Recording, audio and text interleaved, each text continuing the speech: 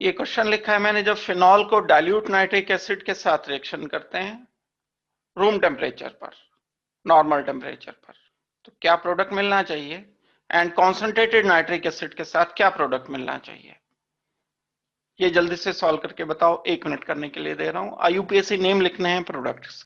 Dilute nitric acid room temperature पर orthonitrophenol and paranitrophenol बनाता है। यहाँ स्टेरिक हिंड्रेंस की वजह से ये मेजर प्रोडक्ट मिलना चाहिए। यहाँ हाइड्रोजन बॉन्डिंग की वजह से मेजर प्रोडक्ट ये मिलना चाहिए। हाइड्रोजन बॉन्डिंग डोमिनेट करती है, इसलिए मेन प्रोडक्ट ऑर्थोनाइट्रोफिनॉल हमें लिखना होगा। ब्रोमीन के केस में यही पैरा मेजर आ जाता है, ये बात ध्यान रहे। जब ब्रोमिनेशन करेंगे तो ऑर्थोब्रोमो माइनर होता है एंड पैराब्रोमो मेजर होता है। इसी तरह से कॉन्सेंट्रेटेड नाइट्रिक एसिड से जब हम हीट करते हैं तब 3 NO2 ग्रुप आकर ये बनता है ट्राई नाइट्रोफिनॉल। फिनॉल वाले ऑक्सीजन को, कार्बन को हमें बोलना होगा 1। नंबरिंग की बात मैं कर रहा हूं, हमेशा बड़े ग्रुप को हम 1, फिर 2, 3, फिर 4, 5 एंड 6। कुछ लोगों ने नंबरिंग गलत करके आंसर किया है, क्या जाएगा 2, 4, 6 ट्राई नाइट्रोफिनॉल। बड़ा इंपॉर्टेंट कॉमन नेम है इसका, पिक्रिक एसिड। ये कॉमन नेम हमें करना होगा। जो आगे बढ़ने से पहले एक छोटा सा क्वेश्चन मैं आपसे पूछता हूं, उसको डिफाइन भी करना है, उसका एग्जाम्पल भी बताना है। मैंने चलो लिख ही दिया, डिफाइन SE रिएक्शंस। SE का मतलब इलेक्ट्रोफिलिक सब्स्टिट्यूशन रिएक्शन। S मतलब सब्स्टिट्यूशन, E मतलब electrophile, that means electrophilic substitution. तो ये डिफाइन करना है। नंबर 1, इनके एग्जाम्पल्स बताने हैं, कौन से मॉलिक्यूल इलेक्ट्रोफिलिक सब्स्टिट्यूशन रिएक्शन देते। 1 मिनट लगाओ इस पर जल्दी से और फिर बताओ। काम की बात है इन चैप्टर्स के लिए जो हम पढ़ेंगे आगे भी, और जो पहले पढ़ चुके हैं उनके लिए भी ये काम की बात। अगर हम डिफाइन करते हैं सब्स्टिट्यूशन बाय इलेक्ट्रोफाइल को, तो एक अटैकिंग रिएजेंट होता है जो बाहर से आकर सबस्ट्रेट पर रिएक्शन करता है, जिसे हम कहते हैं इलेक्ट्रोफाइल, जो कि इलेक्ट्रॉन डेफिशिएंट होता है, जिसके पास वैकेंट ऑर्बिटल होता है। उसकी पहचान करना जरूरी है। तो इलेक्ट्रोफाइल अगर सब्स्टिट्यूट करता है किसी ग्रुप को किसी सबस्ट्रेट में, सब्स्टिट्यूशन होना जरूरी है, तभी इलेक्ट्रोफिलिक सब्स्टिट्यूशन कहलाएगा। इलेक्ट्रोफाइल्स एडिशन भी देते हैं, जब एडिशन देंगे इलेक्ट्रोफाइल तब हम उनको इलेक्ट्रोफिलिक एडिशन रिएक्शन बोलेंगे। डेफिनेशन सिंपल है, दो सब्स्टिट्यूशन रिएक्शंस, यानी एक ग्रुप हट गया एक ग्रुप आ गया, और आने वाला ग्रुप जो है that means attacking reagent in which attacking reagent is electrophile are called SE reactions. अब कौन देते हैं ये रिएक्शंस? पूरे जितने भी हम फंक्शनल ग्रुप्स पढ़ते हैं उनमें बड़े लिमिटेड गिने चुने मॉलिक्यूल्स ये रिएक्शंस देते हैं। इवन याद भी कर लोगे तो काम चल जाएगा। और वो हैं बेंजीन या उसके डेरिवेटिव्स, जिनमें बेंजीन रिंग प्रेजेंट होता है। जिनमें बेंजीन रिंग प्रेजेंट है वो इलेक्ट्रोफिलिक सब्स्टिट्यूशन रिएक्शंस देते हैं। मैं इलेक्ट्रोफाइल नहीं पूछ रहा आपसे, मैं ये पूछ रहा हूं कि कौन सबस्ट्रेट मॉलिक्यूल इलेक्ट्रोफिलिक सब्स्टिट्यूशन देंगे। इलेक्ट्रोफाइल तो क्या है, NO2 पॉजिटिव, SO3 पॉजिटिव, ये तो इलेक्ट्रोफाइल है खुद। और सबस्ट्रेट कौन सा इलेक्ट्रोफिलिक सब्स्टिट्यूशन देगा? मेनली बेंजीन या उसके डेरिवेटिव्स। कौन कौन से एग्जांपल्स हैं जो इलेक्ट्रोफिलिक सब्स्टिट्यूशन देंगे? मैं लिख रहा हूं, ये सब जो मॉलिक्यूल्स मैंने लिखे हैं, ये सब मॉलिक्यूल इलेक्ट्रोफिलिक सब्स्टिट्यूशन देने में कैपेबल हैं। इलेक्ट्रोफिलिक सब्स्टिट्यूशन का मतलब क्या है, मीनिंग क्या है? बेंजीन रिंग था एक, उस पर E पॉजिटिव आया था, इलेक्ट्रोफाइल, ये इलेक्ट्रोफाइल आ गया, और यहां से H हट गया। जहां पर भी E पॉजिटिव आया, स्टेप 1 होता है ये E पॉजिटिव का आना, स्टेप 1। H पॉजिटिव का हटना दूसरा स्टेप होता है। और फाइनली जो प्रोडक्ट हमें मिल जाता है वो सब्स्टिट्यूटेड प्रोडक्ट मिलता है। H पॉजिटिव हम इससे हटा देते हैं। इस सब्स्टिट्यूशन में बेंजीन पर अगर हो रहा है तो सिर्फ H ही हटेगा, H पॉजिटिव की फॉर्म में। E पॉजिटिव या न्यूट्रल भी हो सकता है, कई बार ये इलेक्ट्रोफाइल आकर के रिएक्शन कर सकता है। क्या क्या एग्जाम्पल हो सकते हैं इलेक्ट्रोफाइल के? इलेक्ट्रोफाइल के एग्जाम्पल NO2 पॉजिटिव हो सकता है, लास्ट क्लास में ये आपको बताए थे। Br पॉजिटिव हो सकता है, ब्रोमिनेशन किया तो हम Br पॉजिटिव, नाइट्रेशन किया तो NO2 पॉजिटिव, सल्फोनेशन किया तो SO3H पॉजिटिव, और and so on. Carbon dioxide, CHCl3, NO positive, R positive, D positive, ये सब हम इलेक्ट्रोफाइल के एग्जांपल्स ले सकते। अब इन पर ध्यान दो, ये बेंजीन पर E पॉजिटिव आएगा, H हटेगा। बेंजीन पर तो ये सब सिमेट्रिकल है, कहीं पर भी आ जाए, इधर आए इधर आए, इधर इधर इधर इधर, कहीं पर भी आ जाए। लेकिन फिनॉल पर अगर कोई ग्रुप यहां पर आता है या यहां पर आता है तो दो अलग अलग प्रोडक्ट मिलेंगे, यहां पर आता है तो तीसरा प्रोडक्ट मिलेगा। तो फिनॉल पर एक से ज्यादा प्रोडक्ट मिलने के चांस हैं। लेकिन जो ग्रुप्स ऐसे होते हैं, बड़ी शॉर्ट में एक बात मैं बता रहा हूं, इस बात को ध्यान रखना, काम की बात है। जिन ग्रुप्स के पास बेंजीन पर जो ग्रुप हमने लगाया, अगर उसके पास लोन पेयर है, एक या दो या तीन, तब ये ग्रुप्स आने वाले इलेक्ट्रोफाइल को ऑर्थो एंड पैरा पोजीशन पर भेजते हैं। मैंने दो अलग अलग तरह से लिखे ही मैंने जानबूझ के इनको अलग अलग, ताकि ये वाले वो एग्जाम्पल मैं सॉर्ट आउट कर सकूं और इन ग्रुप को नाम दे सकूं ortho para director. Ortho para director वो ग्रुप्स हैं जो आने वाले इलेक्ट्रोफाइल को या तो ऑर्थो पर भेजते हैं या पैरा पर भेजते हैं। तो जब मैं बेंजीन का इलेक्ट्रोफिलिक सब्स्टिट्यूशन करूंगा तो बेंजीन के 6 पोजीशंस सिमेट्रिकल हैं, कहीं पर भी ई पॉजिटिव आ जाए, जहां पर ई पॉजिटिव आएगा वहीं से एच हटेगा।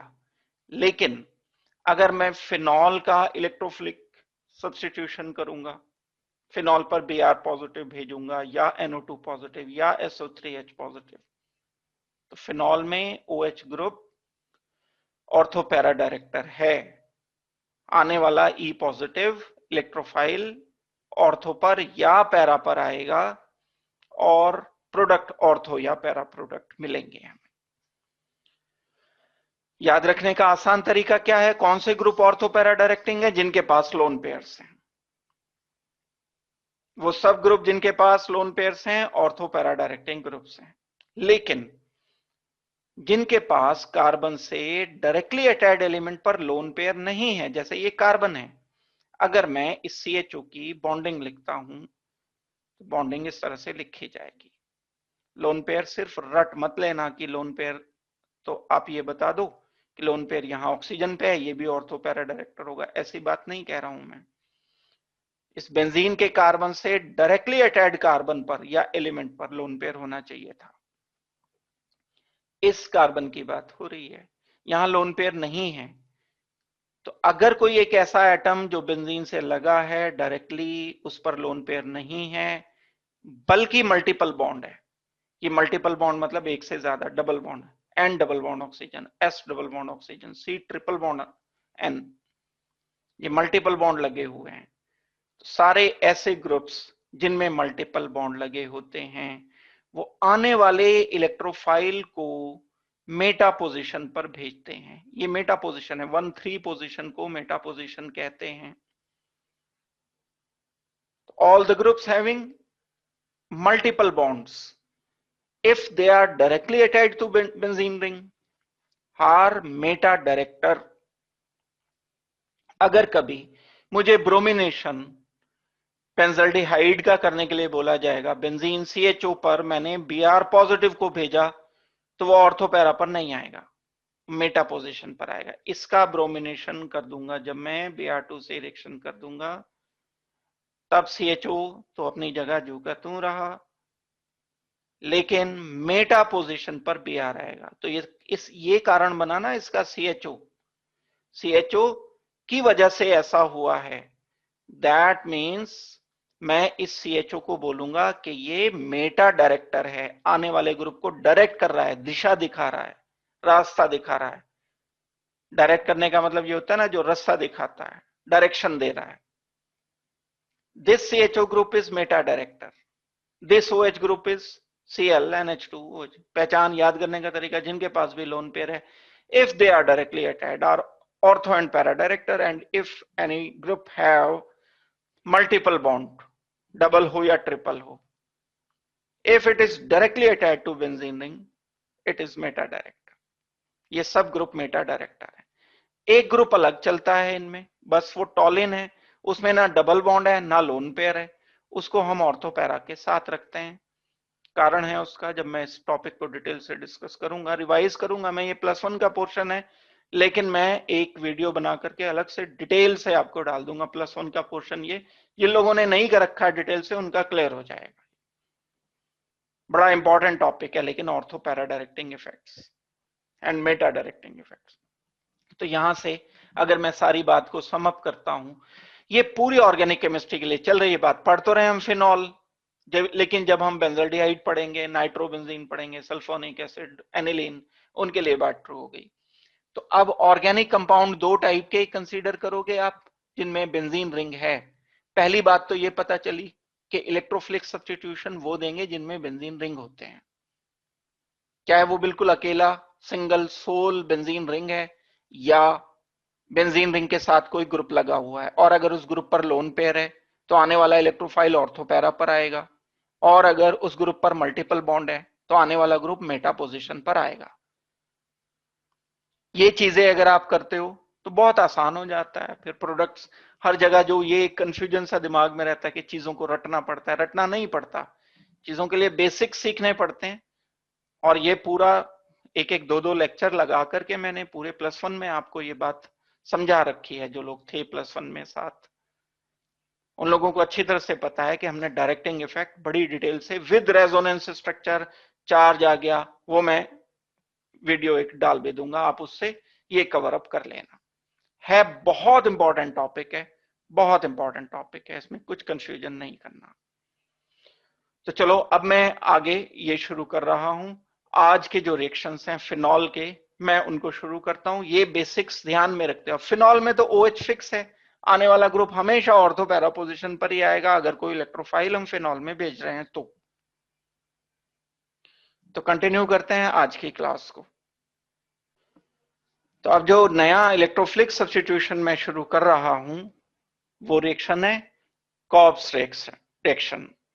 कॉर्प्स रिएक्शन में कार्बन डाइऑक्साइड इलेक्ट्रोफाइल की तरह से लेते हैं हम। फिनॉल सबस्ट्रेट है, कार्बन डाइऑक्साइड में C double bond oxygen, double bond oxygen मैंने बॉन्डिंग लिखी है फिलहाल अभी तक। जब सामने लिखा हुआ ये स्ट्रक्चर, ये इलेक्ट्रोफाइल नहीं है, लेकिन इसमें कार्बन डबल बॉन्ड ऑक्सीजन का डीलोकलाइजेशन में इलेक्ट्रोनेगेटिव एलिमेंट की तरफ करके एक ये लिख सकता हूं C oxygen negative, double bond oxygen positive. अब इस कार्बन पर वैकेंट ऑर्बिटल आ गया, ये E पॉजिटिव बन गया। नाउ ये E positive can react with phenol OH, E positive आएगा, H यहां से हट जाएगा। तो अब E पॉजिटिव डिफाइन किया बस मैंने, जैसे Br पॉजिटिव ले रहे थे, जैसे NO2 पॉजिटिव ले रहे थे, जैसे SO3H पॉजिटिव ले रहे थे, ऐसे यहां कार्बन पॉजिटिव बेंजीन पर आएगा, फिनॉल के बेंजीन रिंग पर। कहां आएगा? OH group is ortho para director. अभी हमने कहा था जिसके पास लोन पेयर्स हैं वो आने वाले इलेक्ट्रोफाइल को कहां भेजते हैं, या तो ऑर्थो पर भेजेंगे या पैरा पर भेजेंगे, और है ये दोनों इकट्ठे नहीं। अब जब ये आ जाएगा तो कुछ हटना पड़ेगा, तभी तो जगह बनेगी इसकी, वैलेंसी तभी तो बैलेंस होगी, अदरवाइज वैलेंसी बढ़ जाएगी कार्बन की। तो कार्बन पर ये इसने बॉन्ड बना दिया, तो कार्बन से कुछ हटाओगे तभी कार्बन की वैलेंसी मेंटेन रहेगी।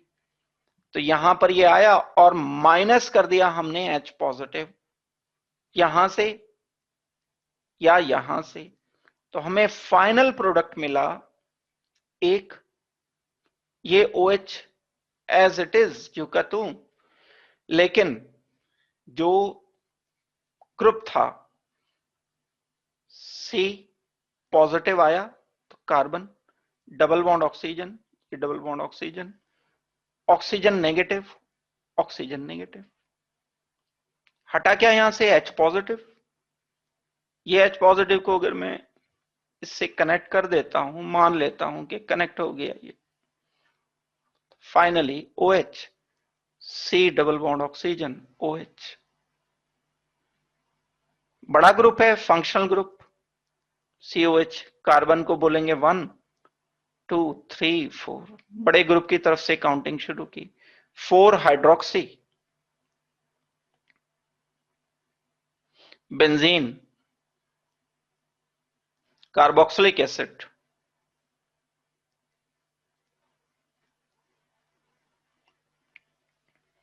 या दूसरा नाम होगा 4 hydroxy benzene, 4 hydroxy benzoic acid.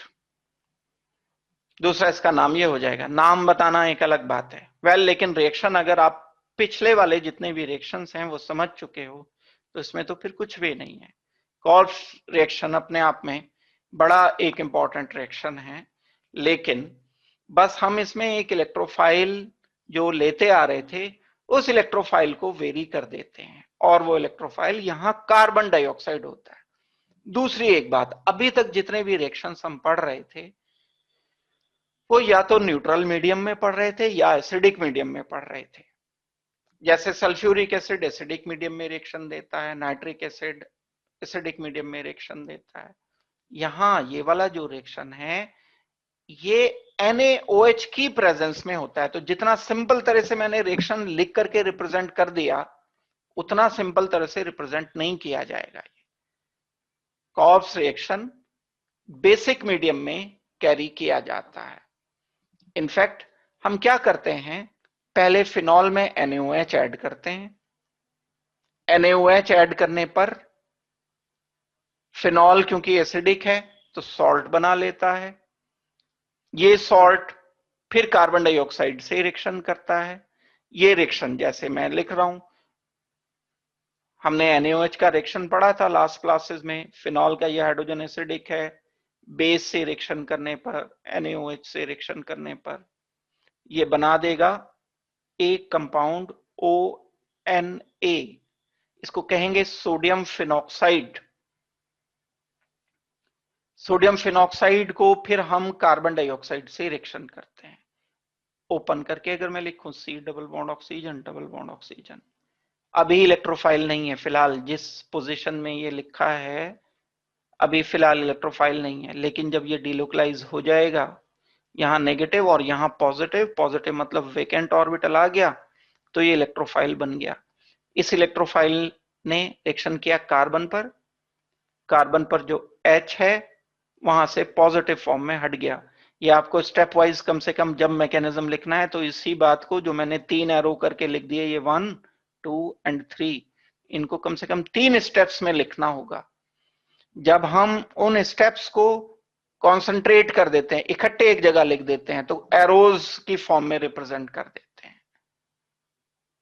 तो लिख सकते हो, लेकिन ये मैकेनिज्म नहीं है। मैकेनिज्म के लिए हमें लिखना पड़ेगा step 1 acid base reaction, step 2 reaction of electrophile on benzene of phenol, step 3 removal of H positive। वो जब हम करेंगे मैकेनिज्म, जब बताए जाएंगे आपको तब, लेकिन अभी सोच के चलो, थोड़ा थोड़ा आइडिया होना चाहिए, बैकग्राउंड होनी चाहिए दिमाग में, भूमिका बंधी हुई होनी चाहिए, तब हम मैकेनिज्म वाले पोर्शन पर आएंगे। रिएक्शंस तो करो ना लेकिन पहले। फिर इलेक्ट्रोफाइल जब यहां आया, H हट गया, तब हमें एक प्रोडक्ट ये मिल गया,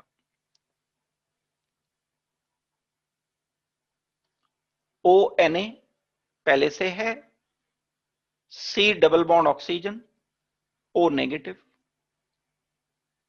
ये H पॉजिटिव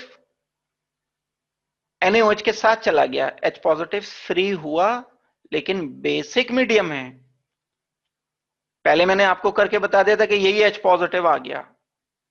यहां मीडियम बेसिक है, NaOH है, NaOH के OH नेगेटिव के साथ ये तो वाटर बना देगा, एकदम से न्यूट्रलाइजेशन रिएक्शन जिसे हम कहते हैं। तो हम अब यहां H फिलहाल नहीं भेजेंगे अनलेस कि मैं मीडियम को टर्न कर दूं, चेंज कर दूं। मीडियम अब किया जाएगा ये बनने के बाद। ये नेगेटिव है, ये नेगेटिव सोडियम पॉजिटिव है। अगर हम इसमें HCl ऐड कर दें, एसिडिफिकेशन रिएक्शन के स्टेप को बोला जाता है एसिडिफिकेशन।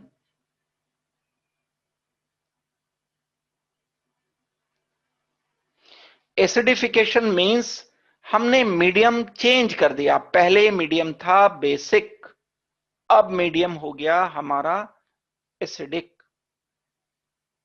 सॉरी, पहले मीडियम था बेसिक NaOH, अब मीडियम हो गया एसिडिक। हम यहां दूसरा कोई एसिड भी ले सकते हैं, H2SO4 ले सकते हैं या H3PO4 ले सकते हैं। ये HCl H पॉजिटिव प्रोवाइड करेगा इस ऑक्सीजन को, यहां ऑक्सीजन पर H आ गया, इस ऑक्सीजन पर H आ गया और हमें प्रोडक्ट मिल गया एक O नेगेटिव H और यहां SO3 carbon double bond oxygen OH। नाम लिखना इसका एक अलग बात है, लेकिन ये जो प्रोडक्ट मिला है ये हमें एसिडिक मीडियम में मिलेगा। अगर बेसिक मीडियम में ही छोड़ते हो आप रिएक्शन को तो हमें सॉल्ट के फॉर्म में आंसर को छोड़ना होगा। ये पूरा कॉब्स रिएक्शन लिखा है जो सामने लिखा है। क्या करेंगे हम, पहले फिनॉल लिया, उसमें ऐड कर दिया NaOH, क्या बन गया सॉल्ट। उस सॉल्ट में नाम है सॉल्ट का सोडियम फिनॉक्साइड। इस सोडियम फिनॉक्साइड में क्या किया, कार्बन डाइऑक्साइड से रिएक्शन। अब क्योंकि ऑक्सीजन लोन पेयर वाला है तो ऑर्थो पैरा, ऑर्थो पर भी आएगा, वो मैंने लिखा नहीं। यहां पर एक प्रोडक्ट आप ऑर्थो भी लिखोगे, एक पैरा प्रोडक्ट भी लिखोगे, दोनों प्रोडक्ट। अब हम उसकी डिटेल में नहीं जा रहे हैं मेजर माइनर की। डेफिनेटली लोअर टेम्परेचर पर अगर हो रहा है तो ऑर्थो प्रोडक्ट हमें मेजर लिखना चाहिए, क्योंकि हाइड्रोजन बॉन्डिंग फैक्टर है यहां पर। OH C double bond oxygen OH, final product ortho product major product मिलेगा। क्यों ऑर्थो प्रोडक्ट मेजर प्रोडक्ट मिलेगा, क्योंकि इसमें हाइड्रोजन बॉन्डिंग कंसिडरेबल बन रही होती है। लेकिन अभी हम उसकी डिटेल में नहीं जाते, अभी तो हम कॉल्ब्स रिएक्शन पढ़ रहे हैं। कॉल्ब्स रिएक्शन में phenol plus NaOH salt sodium phenoxide followed by reaction with carbon dioxide, फिर जो भी कुछ बना वो सॉल्ट की फॉर्म में बना हुआ है, फिर हम उसका एसिडिफिकेशन कर देते हैं, HCl ऐड कर देते हैं, तो हमें मेन प्रोडक्ट मिल जाता है hydroxy benzoic acid, 2 hydroxy benzoic acid.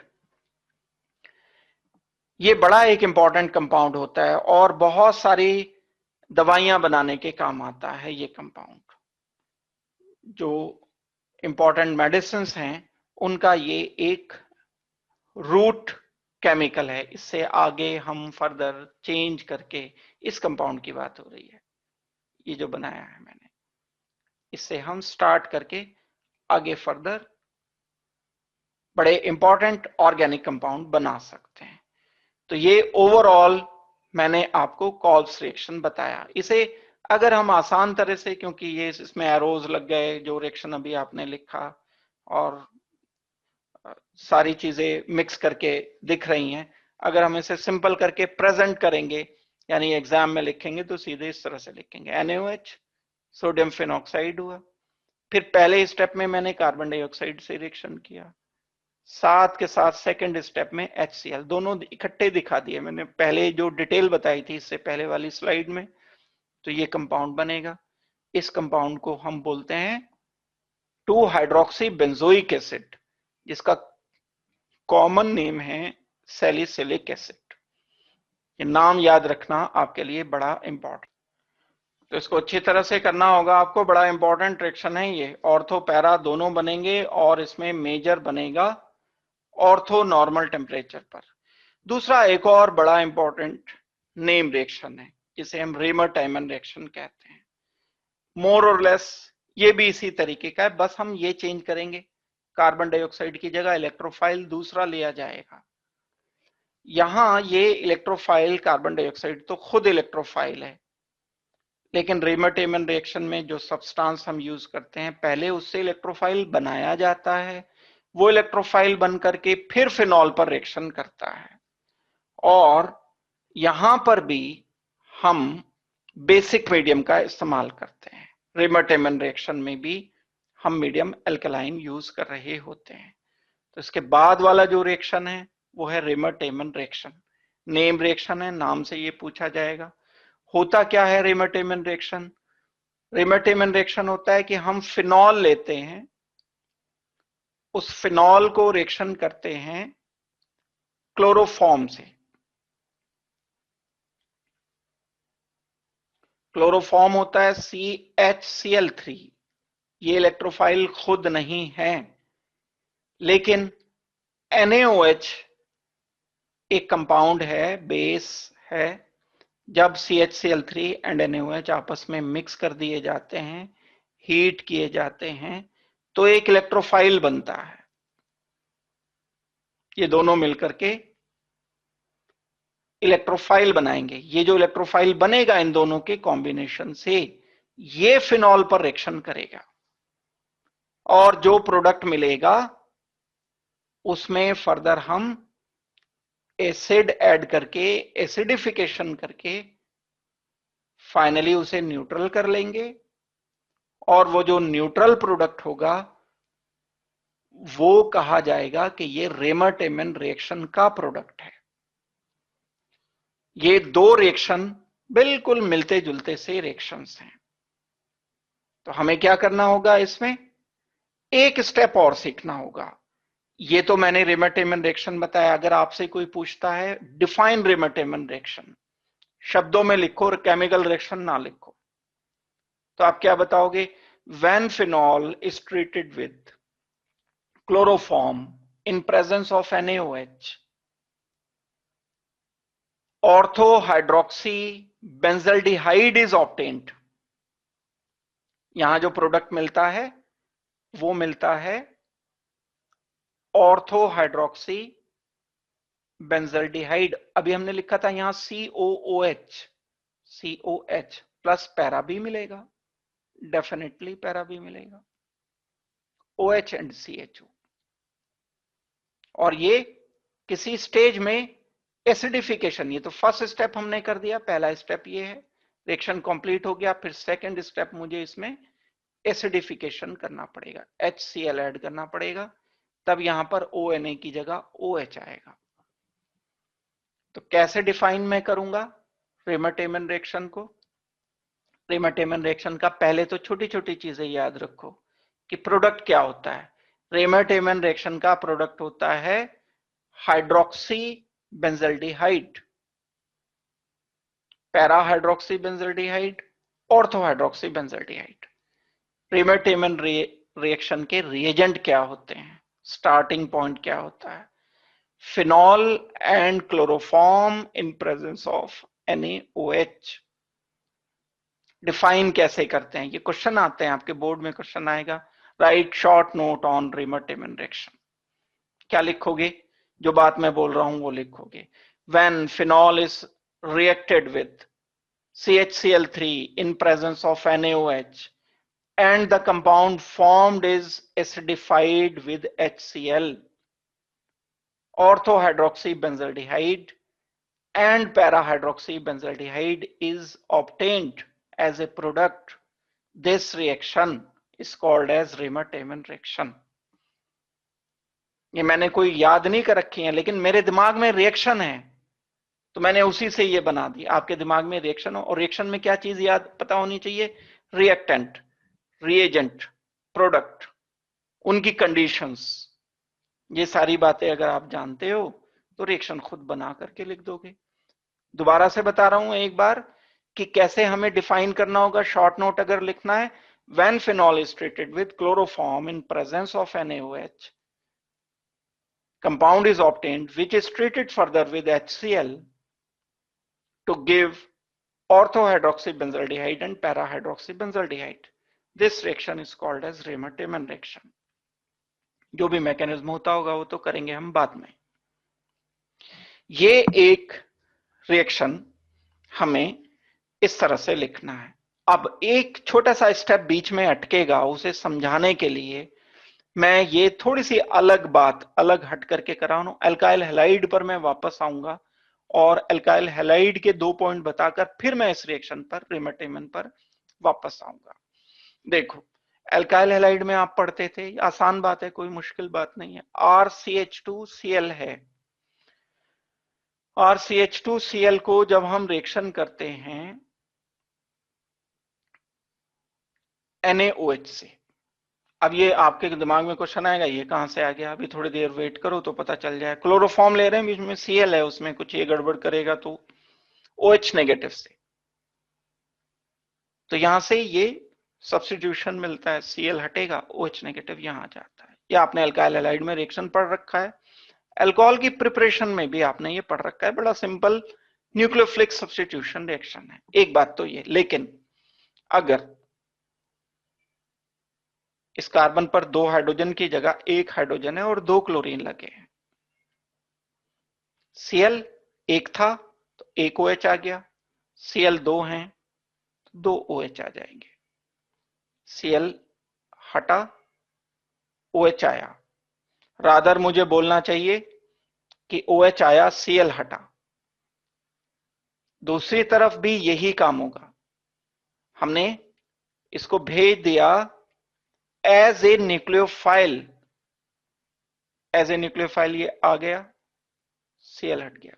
दूसरा OH negative as a nucleophile carbon positive पर आ गया, Cl हट गया।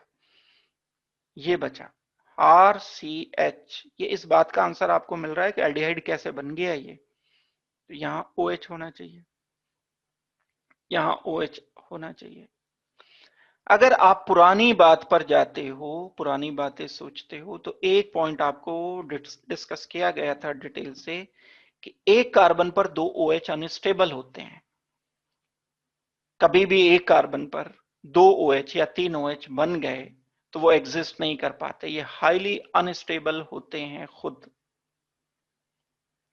और कोई भी अनस्टेबल चीज अपने आप को स्टेबलाइज करने की कोशिश करती है, उसके लिए वो कुछ चेंज करेगी अपने स्ट्रक्चर में। तो alpha alpha dihydroxy compounds unstable हैं, जैम डाइऑल बोलते हैं इन्हें। जब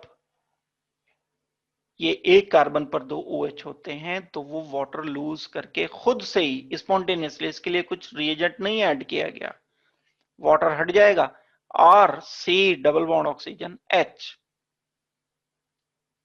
C double bond oxygen and H, aldehyde बन जाता है। जो लोग सारे बेसिक क्लियर करके पढ़ रहे हैं उन्हें पता है कि यह हाइड्रोलिसिस है रिएक्शन। RCl का NaOH से रिएक्शन करके हम अल्कोहल बना देते हैं। 2 रिएक्शन लिखे मैंने ये यहां, एक सिंपल मोनोहेलाइड लिखा है ये वाला, इतना अगर मैं कैटेगराइज करता हूं रिएक्शन, एक Cl है तो अल्कोहल प्रोडक्ट मिलता है। एक कार्बन पर अगर 2 Cl हैं, जैम डाइहेलाइड है।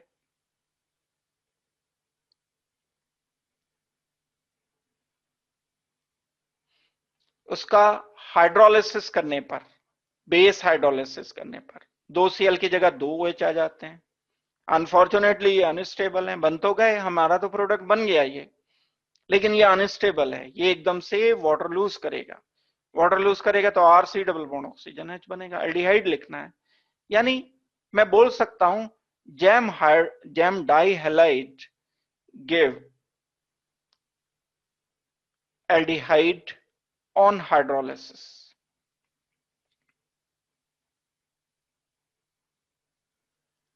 ये आपको एक बात पता चली काम की कि जैम डाइहेलाइड का हाइड्रोलिसिस करने पर एल्डिहाइड बन जाता है। रेमर-टेमन रिएक्शन का ये एक स्टेप है जो मैंने अलग से तोड़ के आपको बीच में से निकाल के बता दिया। अब मैं इस स्टेप को मर्ज कर दूंगा, ले जाकर के इंस्टॉल कर दूंगा रेमर-टेमन रिएक्शन में। अब हम वापस आते हैं रेमर-टेमन रिएक्शन पर। ये समझने के बाद इसमें कोई दिक्कत किसी को है तो मुझे बताओ पहले। रेमर-टेमन रिएक्शन पर मैं आता हूं। क्या था रेमर-टेमन रिएक्शन? रेमर-टेमन रिएक्शन में हम फिनॉल लेते हैं और उस फिनॉल को रिएक्शन करते हैं CHCl3 से प्लस NaOH से। CHCl3 NaOH से रिएक्शन करने के बाद पहला जो स्टेप हमें मिलता है वो ये मिलता है, ONa। O नेगेटिव भी लिख सकते हो, ONa भी लिख सकते हो, ये दोनों बातें करेक्ट रहेंगी। O नेगेटिव लिख दो और यहां मैं एक इंटरमीडिएट की तरह से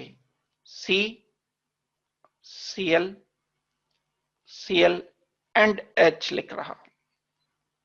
ये हो गया एक इंटरमीडिएट। इस कार्बन पर 2 Cl लगे हैं, 1 H लगा है। ये हुआ स्टेप 1। पहले हम इसको समझते हैं कि ये क्या किया मैंने। इसको मैं ऊपर लिख रहा हूं यहां। CHCl3 NaOH आपस में रिएक्शन करते हैं। HCl Cl and Cl, CHCl3 का मैंने, ये क्लोरोफॉर्म है। इस क्लोरोफॉर्म का मैंने स्ट्रक्चर लिख दिया। जब ये क्लोरोफॉर्म NaOH के साथ हीट किया जाता है तो ये है बेस। ये इस क्लोरोफॉर्म से एसिड को बाहर खींच करके ले जाता है। शब्दों का बड़ा इंपॉर्टेंट रोल होता है। मैंने कहा बाहर खींच के ले जाता है, मतलब जबरदस्ती खींच के ले जाता है। मतलब ये आसानी से नहीं निकलता HCl। ये ऐसा नहीं है कि क्लोरोफॉर्म एसिडिक है। NaOH से हीट करने पर ये इसे एब्जॉर्ब कर लेता है। क्या बचा रह जाएगा? ये बचा रह जाएगा, CCl2 बचा रह जाएगा। डिटेल है इसकी। ये इलेक्ट्रोफाइल है। ये CCl2 जो बचा है, इसका ऑक्टेट पूरा नहीं होता। इसको बोलते हैं हम डाइक्लोरो कार्बीन। ये इलेक्ट्रोफाइल है। इलेक्ट्रोफाइल मतलब जो E पॉजिटिव की तरह से रिएक्शन करता है। अब लेकिन ये एक ऐसा इलेक्ट्रोफाइल है कि इसमें पॉजिटिव चार्ज नहीं है। ये बात ध्यान रखते हुए करना है। वो जो हमने ब्रोमिनेशन किया, नाइट्रेशन किया, सल्फोनेशन किया, कार्बन डाइऑक्साइड वाला रिएक्शन, कॉब्स रिएक्शन किया, उनमें सब में पॉजिटिव चार्ज थे। बेंजीन पर जो नेगेटिव चार्ज, बेंजीन में जो H पॉजिटिव हटाया था उसको उसने न्यूट्रल कर दिया था। यहां थोड़ा सा चेंज के साथ वही रिएक्शन होगा। अब ये न्यूट्रल है। मैं ऐसे सोचता हूं कि ये कोई न्यूट्रल इलेक्ट्रोफाइल है, बेंजीन पर रिएक्शन कर रहा है। E पॉजिटिव की जगह बस E है। पॉजिटिव होता तो मैं यहां से रिएक्शन करता, यहां से H पॉजिटिव हटा देता, ठीक हो जाती बात। ये H पॉजिटिव हटा, नेगेटिव आया, नेगेटिव से ये कनेक्ट किया तो ये न्यूट्रल हो गए, H पॉजिटिव बाहर निकल गया। लेकिन अब अगर ये पॉजिटिव नहीं है और ये न्यूट्रल है, कोई चार्ज इस पर नहीं है, लेकिन है इलेक्ट्रोफाइल, तो यहां से H हटा, यहां चार्ज आया नेगेटिव। ये नेगेटिव को न्यूट्रल के साथ कंबाइन कर दिया मैंने, तो नेगेटिव प्लस 0, कोई चार्ज नहीं, तो ओवरऑल नेगेटिव रहा। इस पर चार्ज अब E पर, जो भी E है ये CCl2 नेगेटिव रहेगा। E नेगेटिव हट गया क्या? H positive. ये आपस में कंबाइन कर सकते हैं। जब कंबाइन करेंगे ये आपस में तो बेंजीन EH बना लेंगे। यही काम मैं यहां पर करने जा रहा हूं। अब अगर मैं इस सब को फिनॉल से रिएक्शन करता हूं, जो भी ये बना, इसको मैंने रिएक्शन कर दिया फिनॉल के साथ या फिनॉक्साइड आयन के साथ, क्योंकि मीडियम बेसिक है। O नेगेटिव लिख लिया।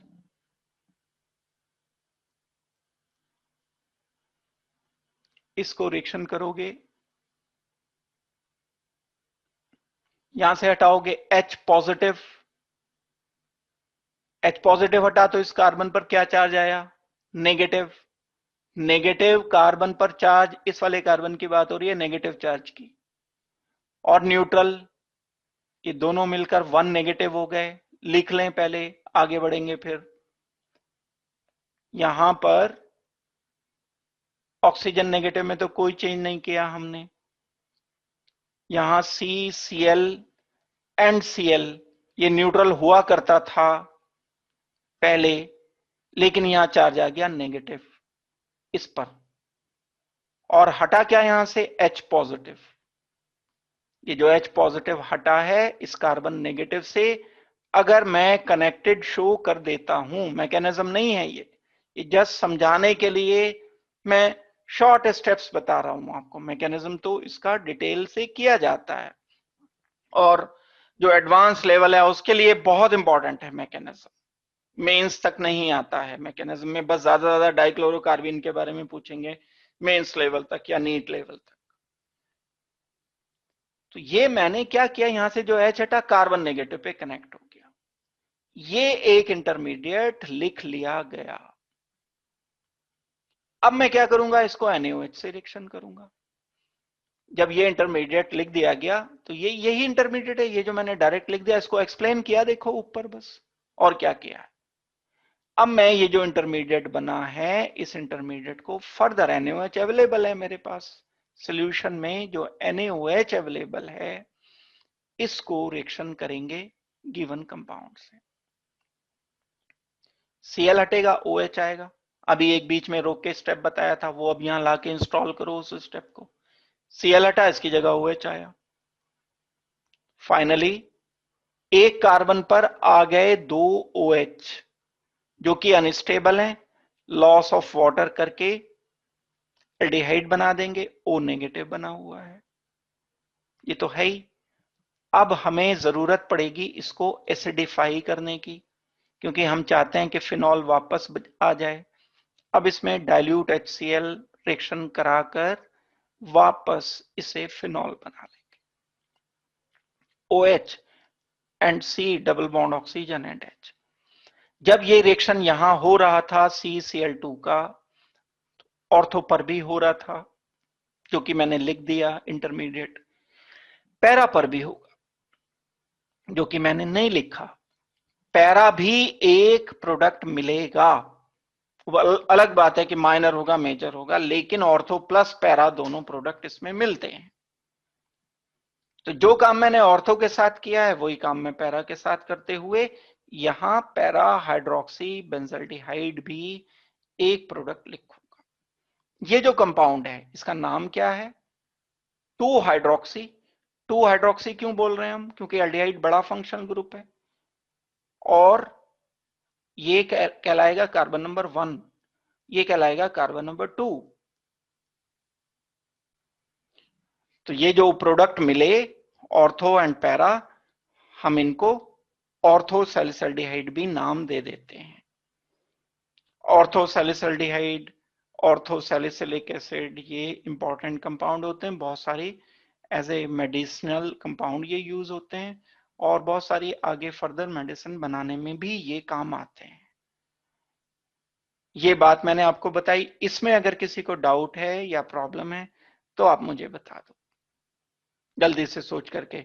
जो फिनॉल है उसके मोस्ट इंपॉर्टेंट रिएक्शन में से एक रिएक्शन ये है, और ये सिर्फ मैंने बोर्ड लेवल बताया है, प्लीज इसे ये मत समझना। बहुत सारे लोग मैकेनिज्म से भागते हैं तो वो सोचते हैं कि ये हमें जरूरी नहीं है।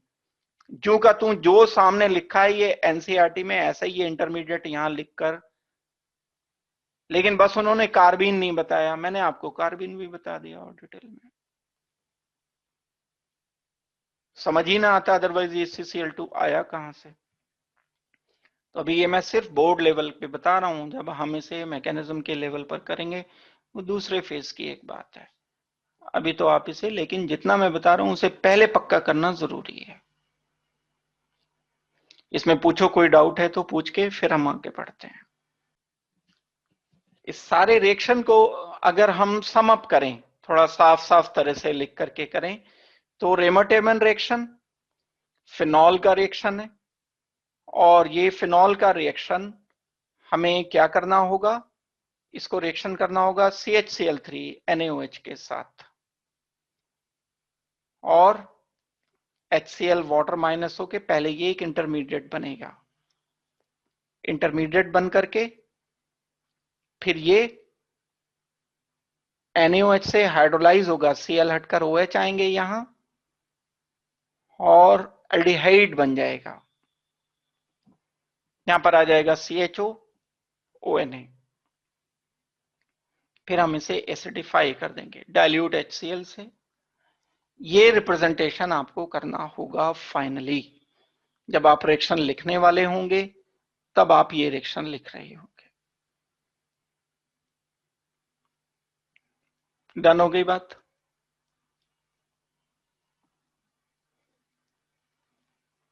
बड़ा इंपॉर्टेंट रिएक्शन है, इसकी डिटेल मैकेनिज्म हम बिल्कुल करेंगे जब एडवांस लेवल की हम बात करेंगे तब।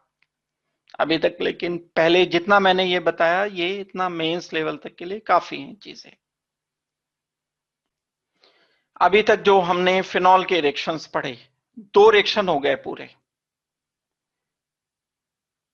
मैं उसी टेबल पर चार्ट पर आता हूं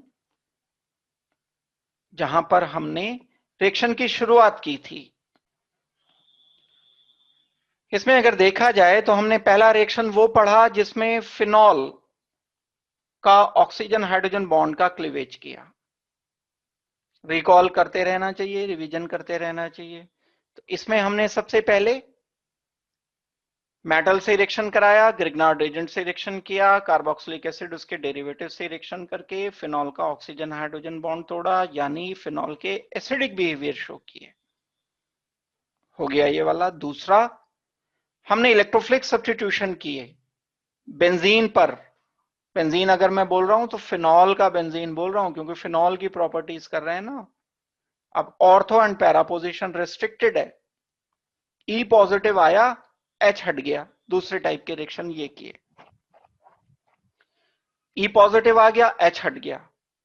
ब्रोमिनेशन में Br पॉजिटिव आया, नाइट्रेशन में NO2 पॉजिटिव आया, सल्फोनेशन में SO3H पॉजिटिव आया, कॉल्प्स रिएक्शन में कार्बन डाइऑक्साइड आया। अब आपको ये चीजें समझ लग रही होंगी, शुरू में मैंने लिखी थी तब ये समझ नहीं आई होंगी। रिमर्टेमन रिएक्शन में CHCl3 लिया तो CHCl3, लेकिन NaOH की प्रेजेंस में CCl2 आया। डाइक्लोरोकार्बीन कहते हैं इसको, इलेक्ट्रोफाइल को। This electrophile is डाइक्लोरोकार्बीन। 2 रिएक्शन हो गए, ये मेन रिएक्शन पूरे हो चुके फिनॉल के। अब लेकिन ये थोड़े थोड़े से और भी हैं, ये भी हमें करने हैं। रिडक्शन ऑफ फिनॉल जब हम करते हैं जिंक डस्ट के साथ, एक रिएक्शन जो ये वाला रिएक्शन अब मैं बताने जा रहा हूं, इतने तो कर लिए हमने, पहला दूसरा रिएक्शन कर लिया। अब जो रिएक्शन बताने जा रहा हूं, फिनॉल का ऑक्सीजन हटा दें। ऑक्सीजन हटाने की घटना रिडक्शन कहलाती है। और ये बड़ा एक सिंपल रिएक्शन, बिना मैकेनिज्म के, सीधा सीधा याद करना है। जब हम जिंक पाउडर लेकर फिनॉल के साथ स्ट्रॉन्ग हीट करते हैं तो बेंजीन बन जाता है। बेंजीन बनाने का ये प्रोसीजर है, रिडक्शन कहलाता है। उसके बाद हम ये 4th डिस्टिंक्शन करेंगे, फिनॉल एंड अल्कोहल। जब फिनॉल के जिंक डस्ट के साथ हम रिएक्शन करते हैं तो फिनॉल का रिडक्शन हो जाता है। ऑक्सीजन हटकर ये वाला ऑक्सीजन जिंक एब्जॉर्ब करके जिंक ऑक्साइड बना देता है और साथ में बेंजीन रिंग बन जाता है। बाय प्रोडक्ट इसमें होता है जिंक ऑक्साइड। ये बस सिंपल सा रहेगा, कुछ भी हो। बहरहाल आपको अगर मान लो यहां पर नाइट्रोफिनॉल दिया है या ये दिया है कुछ और, COOH, पैरासैलिसिलिक एसिड है, हमने इसको जिंक डस्ट के साथ हीट कर दिया, तो अब यही रिएक्शन करना है यहां। तो हम बेंजोइक एसिड लिख देंगे answer, benzene COH plus ZNO। अगर हमें ये दिया गया है कोई कंपाउंड, बेंजीन है, यहां CH3 है, यहां पर OH है,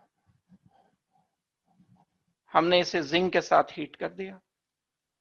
जिंक के साथ हीट करने पर फिनॉल तो खत्म हो जाएगा। फिनॉल खत्म होने का मतलब ऑक्सीजन हट जाएगा। ऑक्सीजन के साथ का जो H है वो वापस बेंजीन पर ही आ जाएगा।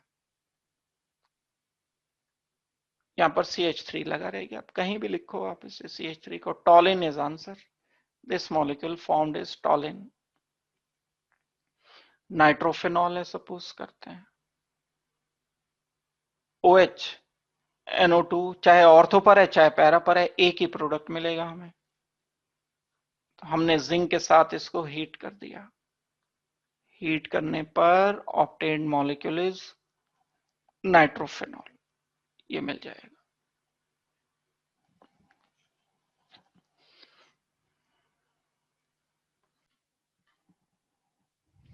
एक और रिएक्शन जिसे हम कहते हैं ऑक्सीडेशन, उसमें भी ये वाला ऑक्सीजन ही कंज्यूम होता है और डबल बॉन्ड ऑक्सीजन, इसका एरोमेटिक बेंजीन रिंग चेंज हो जाता है। ये थोड़ा याद रखना पड़ेगा रिएक्शन। जब हम फिनॉल को एयर में रख करके खुला छोड़ देते हैं तो एयर वाली ऑक्सीजन से ये ऑक्सीडाइज हो जाता है, या K2Cr2O7 डाइल्यूट सल्फ्यूरिक एसिड के साथ जब हम फिनॉल को ऑक्सीडाइज कराते हैं तब यहाँ डबल बॉन्ड ऑक्सीजन, यहाँ डबल बॉन्ड ऑक्सीजन, ये बन जाता है और प्रोडक्ट हमें मिलेगा एक बेंजोक्विनोन। ये मॉलिक्यूल जो बनता है इसका नाम होता है बेंजोक्विनोन। तो ये ऑक्सीडेशन रिडक्शन रिएक्शन है। ये K2Cr2O7 सल्फ्यूरिक एसिड आपने पहले भी पढ़ा था, ऑक्सीजन प्रोवाइड करता है। यहां से ये H के और इसके बीच में पहले नंबर पर तो ये मिलता है एक इंटरमीडिएट OH आता है, यहां पर OH, फिर यहां डबल बॉन्ड ऑक्सीजन होकर ये प्रोडक्ट मिलता है। हाइड्रोजन फिर बाद में माइनस इससे होकर, यहां से हाइड्रोजन हटा, यहां से हाइड्रोजन का हटना भी ऑक्सीडेशन है, ऑक्सीजन का आना भी ऑक्सीडेशन है। तो ये ऑक्सीडेशन हमने कंप्लीट किए इस तरह से। दो रिएक्शन ये रिडक्शन ऑक्सीडेशन हो गए। अब हम आते हैं इसके डिस्टिंक्शन पर। ये फर्दर बहुत इंपॉर्टेंट रिएक्शन है, डिस्टिंक्शन ऑफ फिनॉल। फिनॉल का अल्कोहल से, फिनॉल का कार्बोक्सिलिक एसिड से डिस्टिंक्शन। कौन से रिएक्शंस हैं जो हम यूज कर सकते हैं? ये जो रिएक्शंस होते हैं डिस्टिंक्शन वाले, इनको हम टेस्ट की तरह से यूज करते हैं। Distinction between alcohol and phenol लेते हैं पहले। अगर आपको याद हो तो शुरू में हम डिस्कस करते आ रहे थे कि अल्कोहल्स वीकर एसिड होते हैं। एक रिएक्शन तो हमने NaOH वाला डिस्टिंक्शन का कर भी लिया था, उसे भी लिख लेंगे यहां दोबारा से। अल्कोहल एंड फिनॉल में फिनॉल का ये हाइड्रोजन ज्यादा एसिडिक है, ये हाइड्रोजन कम एसिडिक है। पहला तो एक ये डिस्टिंक्शन है, लेकिन ये टेस्ट की तरह से नहीं दे सकते हम। Less acid, more acidic.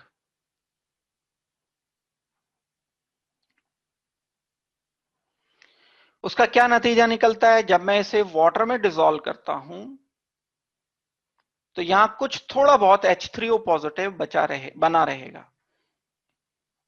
Alcohol and water जब मिक्स करते हो तो H3O पॉजिटिव नेग्लिजिबल होता है, ना के बराबर होता है, ये एग्जिस्ट नहीं करता सॉल्यूशन में।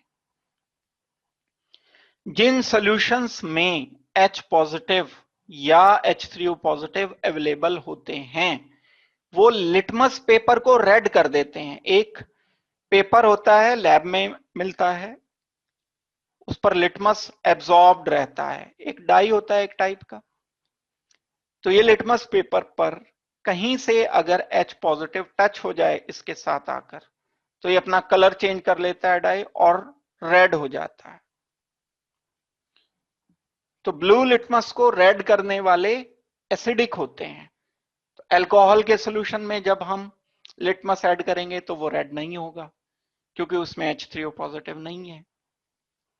लेकिन जब हम फिनॉल के सॉल्यूशन में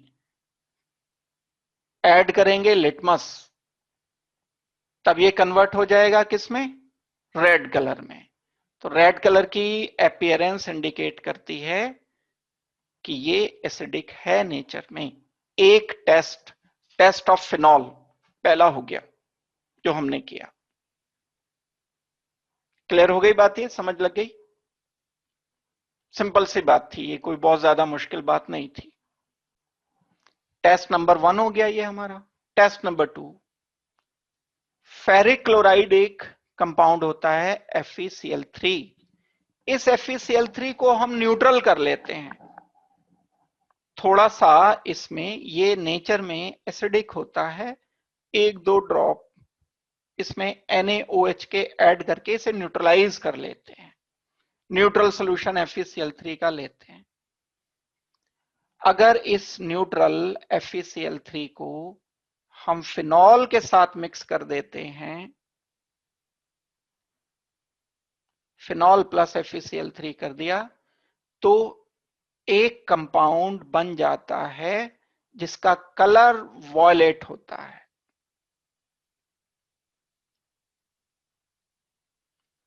वॉयलेट कलर का बनना इंडिकेट करेगा कि यहां पर फिनॉल प्रेजेंट है। अल्कोहल ये टेस्ट नहीं देंगे जब हम FeCl3 लेकर, न्यूट्रल डेफिनेटली। इसमें ROH ऐड करेंगे तो कोई चेंज, कोई कलर अपेयर नहीं होगा। एक ये केमिकल टेस्ट काउंट होता है। जो केमिकल टेस्ट हैं उनमें कलर चेंज या कोई स्मेल प्रोड्यूस होनी चाहिए या कोई वेपर्स विजिबिलिटी होनी चाहिए, वो केमिकल रिएक्शन जिसमें हमें होता हुआ नजर आ जाए, वो टेस्ट की तरह से इस्तेमाल होते हैं। तो इसमें जो कंपाउंड बनता है उससे मतलब नहीं, बड़ा एक कोऑर्डिनेशन कंपाउंड बनता है, लेकिन उसे हम सिंपल करके लिख लेते हैं कई बार। ये एग्जैक्टली करेक्ट नहीं है, लेकिन फिर भी रिप्रेजेंट करने के लिए फिनाइल OH लिया मैंने, FeCl3 ऐड किया तो ये बन जाता है Fe, 3Cl हटे, 3 पॉजिटिव आए, 3H हटे, 3 फिनॉल से, एंड O फिनाइल लिख दिया मैंने और 3 लिख दिया, थ्राइस लिख दिया। FeO phenyl thrice plus HCl। इसका कॉम्प्लेक्स होता है इनफैक्ट, जो वॉयलेट कलर का कंपाउंड होता है। अल्कोहल क्योंकि हाइड्रोजन ही एसिडिक नहीं है तो वो ये रिएक्शन देता ही नहीं है। तो अल्कोहल एंड फिनॉल के डिस्टिंक्शन में हम इस रिएक्शन का इस्तेमाल करते हैं। दूसरा डिस्टिंक्शन ये मैंने बता दिया, दो डिस्टिंक्शन हो गए, ये डिस्टिंक्शन इंपॉर्टेंट हैं आपके लिए। फिनॉल को जब FeCl3 में रिएक्ट करते हैं, यहां से ये एसिडिक हाइड्रोजन हटाएंगे हम, बस इस पर ध्यान देना होगा। एसिडिक हाइड्रोजन कौन सा है? ये वाला। ये हाइड्रोजन हटाकर यहां चार्ज आ गया नेगेटिव, ये नेगेटिव को आयरन 3 पॉजिटिव से कंबाइन कर दिया। यहां से Cl3 हट गए, 3 पॉजिटिव आ गया, ये यहां 3 फिनाइल O नेगेटिव को सॉल्ट की तरह से लिख दिया। मैं बार बार ये बात बता रहा हूं आपको, एग्जैक्ट जो स्ट्रक्चर होता है इसका वॉयलेट कलर्ड कंपाउंड का, वो कोऑर्डिनेशन कंपाउंड होता है एक, और वो कलर होता है, लेकिन सिंपल करने के लिए हम इसको इस तरह से रिप्रेजेंट कर देते हैं, लिख देते हैं। एक ये डिस्टिंक्शन है। दूसरा एक और मैं डिस्टिंक्शन बता रहा हूं जो कि आपके लिए इंपॉर्टेंट है, और वो distinction phenol and carboxylic acid में। ये तो डिस्टिंक्शन फिनॉल एंड अल्कोहल में है, यहां तो हम कार्बोक्सिलिक एसिड नहीं लाए बीच में। अब जो आगे मैं ये बता रहा हूं distinction, this is distinction between phenol and carboxylic acid, RCOH। अगर हम इन दोनों में चेक करें, फिनॉल से ज्यादा एसिडिक है कार्बोक्सिलिक एसिड। कभी भी अगर ऑर्डर की बात की जाएगी एसिड स्ट्रेंथ की, तो अल्कोहल वीकर, इससे स्ट्रॉन्गर एसिड फिनॉल, फिनॉल से stronger acid carboxylic acid RCOH। अब हमने एसिड स्ट्रेंथ का अंतर यहां इन दोनों में देखकर कुछ रिएक्शन यूज कर लिए। लिटमस टेस्ट देगा, लिटमस टेस्ट नहीं देगा, FeCl3 से रिएक्शन ये करेगा, ये रिएक्शन नहीं करेगा, NaOH में ये डिसॉल्व हो जाएगा, NaOH में ये डिसॉल्व नहीं होगा। अब ऐसे ही इन दोनों के एसिडिक स्ट्रेंथ में अंतर है, ये बहुत ज्यादा एसिडिक है इस फिनॉल के कंपैरिजन में। कुछ एक टेस्ट ऐसे भी होते हैं जो इन दोनों को अलग अलग कर देते हैं। उसमें से एक मेन टेस्ट है, बड़ा इंपॉर्टेंट टेस्ट है ये भी, सोडियम बाइकार्बोनेट टेस्ट। कार्बोनेट या बाइकार्बोनेट, टेस्ट में क्या होता है, हम फिनॉल को यूज करते हैं, सोडियम बाइकार्बोनेट से रिएक्शन करते हैं, कोई चेंज हमें देखने को नहीं मिलता, होता भी नहीं है। लेकिन अगर कार्बोक्सिलिक एसिड लेते हैं, RCOOH लिया और इसको सोडियम बाइकार्बोनेट के साथ रिएक्शन किया, NaHCO3 से, तो पहली बात तो ये कि कार्बन डाइऑक्साइड यहां लिबरेट करता है, और टेस्ट ट्यूब में से जब कार्बन डाइऑक्साइड लिबरेट करेगा तब बबलिंग की तरह से अपीयरेंस होगी कुछ। क्या नजर आएगा टेस्ट ट्यूब में? टेस्ट ट्यूब में लिक्विड्स हैं, यहां ये कार्बन डाइऑक्साइड जब लिबरेट करेगा तो बबल्स नजर आएंगे। कोल्ड ड्रिंक की जब बॉटल खुलती है ना, तो जैसे एकदम से बबल्स होते हैं, एफरवेसेंस बोलते हैं जिसे हम, तो वो कार्बन डाइऑक्साइड ही होती है। जो कोल्ड ड्रिंक होते हैं उनमें कार्बन डाइऑक्साइड ही लिबरेट करती है। हेनरीज लॉ पढ़ा होगा आपने सोल्यूशन में, तब भी बताया था। ढक्कन खोला तो प्रेशर लो हो गया, हाई प्रेशर पर वो डिजॉल्व थी, लो प्रेशर पर, हाई टेम्परेचर पर एकदम से वेपर्स बन जाते हैं, उसके दोबारा से CO2 इवॉल्व होती है। अब यहां हम बना रहे हैं बस सोडियम बाइकार्बोनेट। क्या करता है ये एसिडिक होने की वजह से अपना H इसे दे देता है। जब अपना H इसे दे देगा तो क्या बन जाएगा? H2CO3 बन जाएगा, C double bond oxygen, oxygen negative, oxygen negative. NaHCO3 का स्ट्रक्चर क्या लिखना चाहिए मुझे, बता ही देता हूं चलो। C double bond oxygen, OH, ONA। ये NaHCO3 का स्ट्रक्चर लिखा मैंने, इस वाले का जो गिवन है। लेकिन जब ये एसिड जो कि स्ट्रॉन्गर है इससे अपना H से दे देगा, तो एक H तो पहले से था ये इसके पास, ये वाला H तो पहले से है, एक H ये और एक्स्ट्रा आ गया कार्बोक्सिलिक एसिड वाला, और कार्बोक्सिलिक एसिड वाला H आकर ये बन गया H2CO3।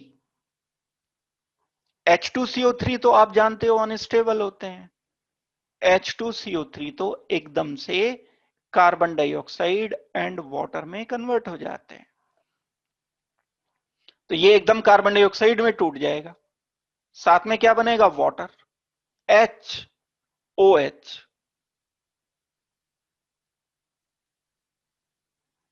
प्लस साथ में और क्या बना तीसरा? R, C double bond oxygen, oxygen, और ये वाला Na पॉजिटिव, ये साथ में बना।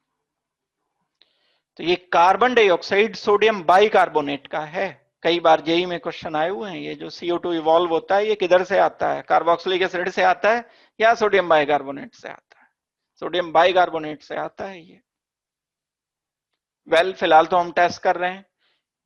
सिंपल कंक्लूजन क्या निकला, पहले सिंपल बात पे ध्यान दो। एक टेस्ट ट्यूब ली, उसमें सोडियम बाइकार्बोनेट लिया, दूसरी टेस्ट ट्यूब में हमने एक जगह फिनॉल लिया, एक जगह कार्बोक्सिलिक एसिड लिया। इसमें था RCOH, इसमें था फिनॉल, सोडियम बाइकार्बोनेट इसमें ऐड किया, NaHCO3, कोई चेंज नहीं, नो रिएक्शन। और इसमें ऐड किया हमने सोडियम बाइकार्बोनेट, इसमें नो रिएक्शन, इसमें यस रिएक्शन। तो यस रिएक्शन क्या हुआ? CO2 बबलिंग के साथ, एफरवेसेंस के साथ इवॉल्व हुआ। तो हम इसको क्या बोलेंगे कि ये डिस्टिंक्शन हो गया। कार्बोक्सिलिक एसिड एंड फिनॉल को हमें पता चल गया कि कौन सा कार्बोक्सिलिक एसिड है, कौन सा फिनॉल है। बड़ा इंपॉर्टेंट डिस्टिंक्शन है, बहुत इंपॉर्टेंट रिएक्शन। 3-4 टेस्ट बता दिए मैंने, लिटमस टेस्ट बता दिया, NaOH में फिनॉल डिसॉल्व हो जाता है, अल्कोहल नहीं होता। फेरिक क्लोराइड में फिनॉल रिएक्शन करता है, वॉयलेट कलर दे देता है, अल्कोहल नहीं देता। सोडियम बाइकार्बोनेट फिनॉल के साथ कोई रिएक्शन नहीं देता, लेकिन कार्बोक्सिलिक एसिड से कार्बन डाइऑक्साइड इवॉल्व करता है, जो हमें नजर आती है, एफर्वेसेंस जिसके नजर आते हैं। तो ये डिस्टिंक्शन है और इंपॉर्टेंट है। बहुत तेजी से इसके यूजेस एक बार हम कर लेते हैं। वैसे तो ये आपको पढ़ लेने चाहिए, लेकिन फिर भी चलो मैं एक बार, जो बोर्ड में आ जाते हैं तो मैं बता देता हूं इसको।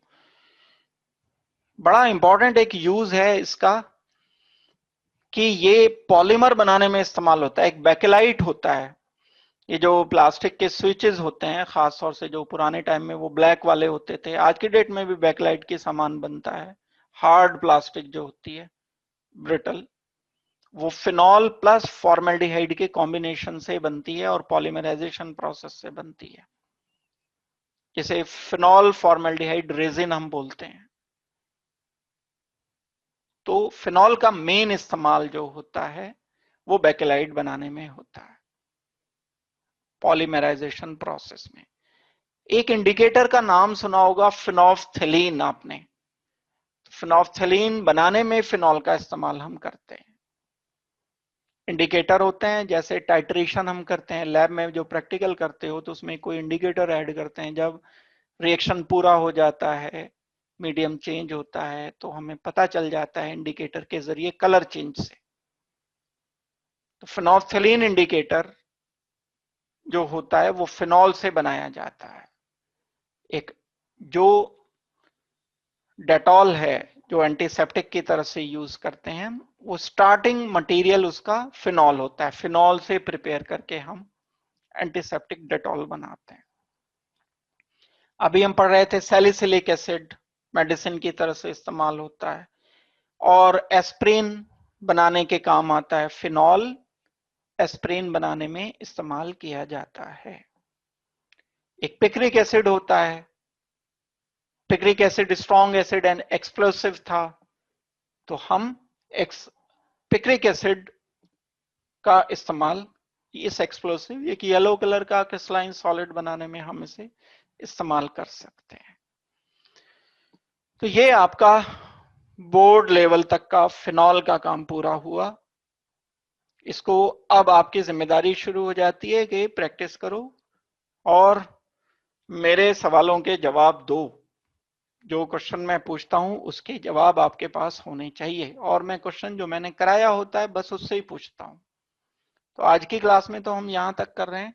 अगली क्लास में हम शुरू कर देंगे ethers, ether structure, preparation, properties, इनको हम डिस्कस करेंगे। एक ये छोटा पार्ट है, बहुत ज्यादा बड़ा पार्ट नहीं है, इस वाले चैप्टर का सबसे छोटा पार्ट ईथर। इसको हम अगले क्लास में करेंगे डिस्कस। आज की क्लास में जो डाउट किसी का रह गया है तो पूछ लो मेरे से।